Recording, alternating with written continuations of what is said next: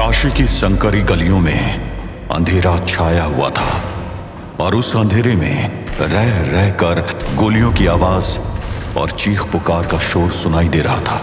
Dracula Anita की तलाश में था, लेकिन अब उसके सामने एक पुराना दुश्मन नागवंशी पदम सिंह आ चुका था।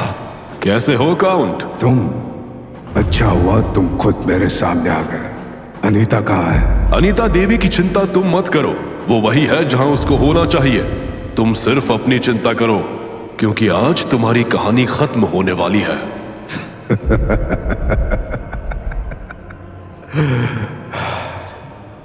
तुमसे पहले न जाने कितनों ने ये धमकी मुझे दी है, और 400 साल बाद भी मैं यहां हूं, और वो हिस्ट्री में कहीं गायब हो चुके हैं।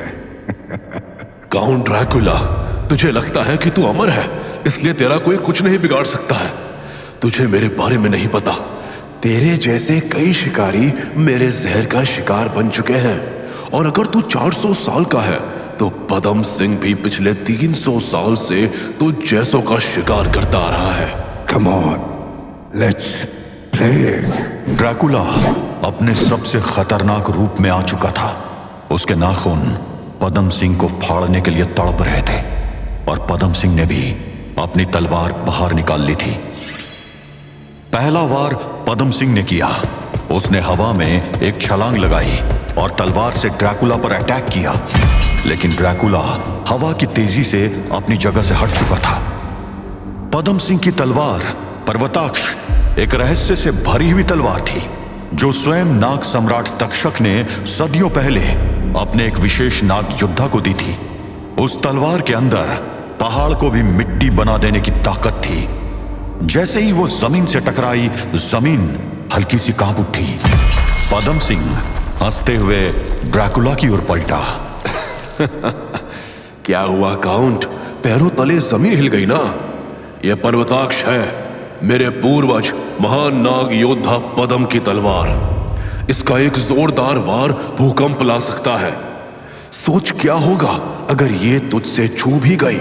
उसके लिए तुझे मेरे पास आना होगा। बोलते बोलते ड्रैकुला ने अपने हाथों से इशारा किया, और अचानक चमगादड़ों का एक झुंड पदम सिंह की ओर लपका। पदम सिंह को इस अटैक की उम्मीद नहीं थी। वो थोड़ा सा लड़खड़ाया और उसने एक हाथ से अपने चेहरे को ढक लिया। चमगादड़ उसको जगह जगह से नोच रहे थे। ध्यान रखना मेरे वफादारों, इसको अपने पंजों से नोचना, लेकिन अपने मुंह से काटना नहीं, वरना इसका जहर तुम सबकी जान ले लेगा। हटो हटो, दूर हटो, दूर हटो मुझसे। ड्रैकुला के चमगादड़ अपनी सोनार नेविगेशन का इस्तेमाल करते हुए पदम सिंह के काउंटर अटैक से बचते हुए उसको नोच रहे थे। वह आवाज की तरंगे छोड़ते थे, और जब वो तरंगे पदम सिंह से टकराकर वापस आती थी तो वो उसकी लोकेशन का पता लगा लेते थे। पदम सिंह बदहवास सा अपनी तलवार लहरा रहा था, लेकिन उसका हर वार केवल हवा को काट रहा था। अचानक पदम सिंह रुक गया और कोई मंत्र पढ़ने लगा, जो चमगादड़ों के शोर में सुनाई नहीं दे रहा था। अगले ही पल उस गली में सैकड़ों हजारों सांपों के फुफकारने की आवाजें आ रही थी। ड्रैकुला हैरानी से देख रहा था कि अचानक वहां सैकड़ों सांप आ गए थे, और वो पदम सिंह के जिस्म पर चढ़ रहे थे। देखते ही देखते न केवल सांपों ने पदम सिंह के जिस्म को ढक लिया था, बल्कि उन्होंने ड्रैकुला के चमगादड़ों पर जहर की फुंकार छोड़नी शुरू कर दी थी, जिसके कारण चमगादड़ बेहोश होकर जमीन पर गिर रहे थे। और कोई वार है तुम्हारे पास काउंट? नहीं ना? अब देख मेरा वार। आगे बढ़ो सांपों और घेर लो दुश्मन को। उतार दो अपना जहर इसके जिस्म में। अमर है, मर नहीं सकता, लेकिन जहर इसको तड़पा तो सकता है। आगे बढ़ो। पदम सिंह के सांपों की फौज ड्रैकुला की तरफ बढ़ने लगी, लेकिन ड्रैकुला के चमगादड़ उन्हें रोकने की कोशिश कर रहे थे। कुछ अंग्रेज सैनिक मकानों और दीवारों की आड़ में छुपकर ये नजारा देख रहे थे। What the hell? ये जनरल रूट हमको किस वॉर में ले आया है? I am not staying in India. No way, I give up. दो अमानवीय शक्तियां आपस में लड़ रही थी। ड्रैकुला इस समय पदम सिंह के सांपों से घिरा हुआ था। ड्रैकुला पदम सिंह के सांपों को कुचल रहा था। अभी तक उसने अपने आप को सर्पदंश से सेफ रखा था। उसके चमगादड़ लगातार उसको प्रोटेक्ट कर रहे थे। जहां ड्रैकुला और पदम सिंह एक दूसरे के वार से बच रहे थे, वहीं दूसरी तरफ ड्रैकुला की ओर एक शिकारी बढ़ रहा था।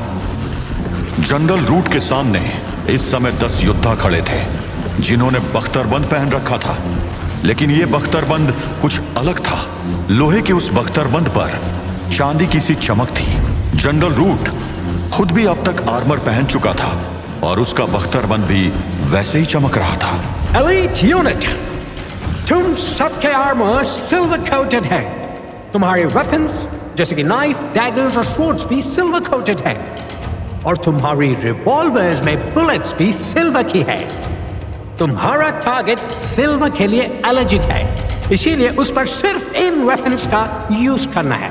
रिमेंबर, एनिमे कोई नॉर्मल एनिमे नहीं है, इसीलिए उसके ज्यादा पास जाना अवॉइड करना है। Any questions? No sir. Good, then let's go. General route के साथ साथ वो 10 इलाइट सोल्जर्स आगे बढ़े। ड्रैकुला को घेरने के लिए वो काशी की गलियों में घुस चुके थे। ड्रैकुला पर खतरा बढ़ता ही जा रहा था। उधर ओमकार, फ्रांसिस और महाराज ईश्वरी प्रसाद भी घिर चुके थे। 3 तरफ से अंग्रेज सैनिकों ने उनको घेर लिया था। Damn it! We have nowhere to go now, Omkar. हम फंस चुके हैं। महाराज, यहाँ से निकलने का कोई तो रास्ता होगा। नहीं ओंकार, कोई रास्ता नहीं है। इनसे लड़कर ही बाहर निकलने की कोशिश करनी होगी। लड़कर? I'm sorry महाराज, but वो almost 30 है और हम 3। उन सबके पास गन्स भी है। I think this is game over for us. उन अंग्रेज सैनिकों की बंदूकें चलने के लिए तैयार थी और उन तीनों का मरना तय था। तभी अचानक वहां एक शोर हुआ। What is this? ये डॉग्स अचानक इतना क्यों बार्क करने लगे? फ्रांसिस की बात का कोई जवाब दे पाता, उससे पहले ही मानो वहां चमत्कार हो गया। What? ये इतने सारे डॉग्स किधर से? संभाल के, वो अटैक! न जाने कहां से 50 कुत्ते वहां आ गए थे और उन्होंने अंग्रेज सैनिकों पर अटैक कर दिया था। वो उनको नोच रहे थे, फाड़ रहे थे और अचानक हुए इस अटैक के लिए अंग्रेज तैयार भी नहीं थे। फ्रांसिस हैरानी से ये नजारा देख रहा था। ऐसा कुछ होगा उसने सोचा तक नहीं था। उधर महाराज ईश्वरी प्रसाद हाथ जोड़कर खड़े थे और उन कुत्तों को प्रणाम कर रहे थे। महाराज, ये आप क्या कर रहे हैं? आई थिंक हमें निकलना चाहिए, वरना ये डॉग्स हम पर भी अटैक। परेशान नहीं होने का, ये कुत्ते हम लोग को कुछ नहीं करेंगे। कुछ नहीं करेंगे? What do you mean कुछ नहीं करेंगे? ये फेरल डॉग्स हैं, पागल कुत्ते। तभी फ्रांसिस ने देखा कि एक कुत्ता चलकर ओमकार के पास आया और उसके आगे ऐसे बैठ गया जैसे कुछ कहना चाह रहा हो। अरे वाह, कितना प्यारा कुत्ता है। ओमकार ने आगे बढ़कर उसके सर को सहलाना शुरू कर दिया। उस कुत्ते के मुंह में इंसान का खून लगा था, लेकिन वो ओमकार के आगे बिल्कुल शांत बैठा था। फ्रांसिस को अपनी आंखों पर यकीन नहीं हो रहा था। कोई मुझे एक्सप्लेन करेगा कि ये सब हो क्या रहा है? ये काशी है और जब भी काशी खतरे में होगी, काल भैरव उसकी रक्षा करेंगे, क्योंकि वही है काशी के कोतवाल। और जब काशी के कोतवाल जागेंगे तो उनके वफादार कुत्ते उनके आदेश पर लड़ने आएंगे। सही कहा ना महाराज? बिल्कुल सही कहा ओंकार। जय काल भैरव, जय काल भैरव। फ्रांसिस को अभी भी कुछ समझ नहीं आ रहा था। उधर उस गली में काशी के वासी भी अब जयकारा लगा रहे थे। जय काल भैरव। काशी की गलियों में काल भैरव की सेना आ चुकी थी। उधर ड्रैकुला सांपों से लड़ने में इतना बिजी था कि उसने पदम सिंह को देखा ही नहीं, जो पर्वताक्ष को उठाकर एक मंत्र पढ़ रहा था। उसकी तलवार से अब हरे रंग की तेज रोशनी निकल रही थी। उसने तलवार को उचकाकर जमीन पर वार किया और जमीन बुरी तरह से कांपने लगी। ड्रैकुला के कदम लड़खड़ा रहे थे। वो जमीन पर खुद को स्टेबल नहीं कर पा रहा था और तभी अचानक वो दर्द से कहरा उठा।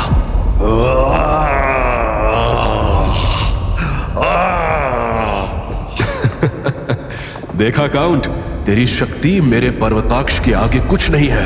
तेरे जैसे को मैं बस एक वार में तोड़ सकता हूं। ड्रैकुला जो अमर था अब पदम सिंह की तलवार के वार से दर्द में कहरा रहा था। उसका शरीर छोटे छोटे कणों में बिखरता जा रहा था और कुछ देर बाद वहां सिर्फ पदम सिंह नजर आ रहा था। महामहिम बल्लौर की आत्मा को आज शांति मिल गई होगी। ड्रैकुला मर चुका है।